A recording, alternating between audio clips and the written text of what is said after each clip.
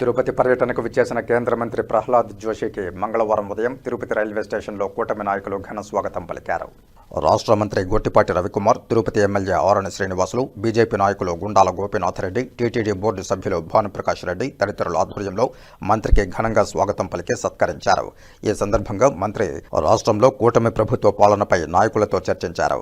ఈ కార్యక్రమంలో స్థానిక బీజేపీ నాయకులు మస్తాన్, తొండమనాటి సుబ్రహ్మణ్యం రెడ్డి, అనిల్ రెడ్డి, దస్తగిరి, దీపక్ యాదవ్, పార్థసారథి తదితరులు పాల్గొన్నారు. ఈరోజు స్థానిక రైల్వే స్టేషన్లో కేంద్ర మంత్రివర్యులు ప్రహ్లాద్ జోషి గారు విచ్చేశారు.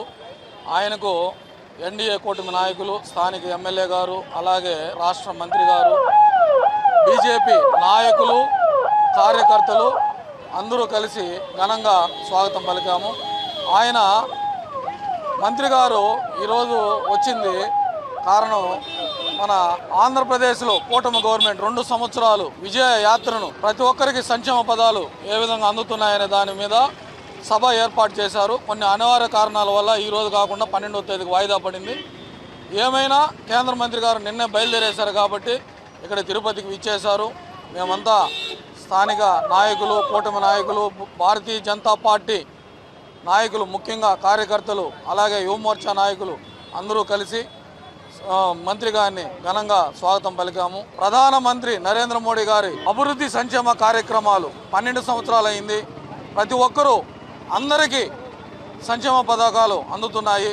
ప్రతి ఒక్కరూ భారతీయ జనతా పార్టీని విశ్వసిస్తున్నారంటే కారణం ఇదే. ఎక్కడ పోయినా కాశ్మీర్ నుంచి కన్యాకుమారి వరకు భారతీయ జనతా పార్టీని అందరూ కావాలని కోరుకుంటున్నారు. గౌరవ ప్రధాని నరేంద్ర మోడీ గారు 12 సంవత్సరాలు దిగ్విజయంగా ప్రతి ఒక్కరికి ఏ విధమైన ఆటంకం లేకుండా అందరికీ సంక్షేమ పథకాలు అందిస్తున్నారు.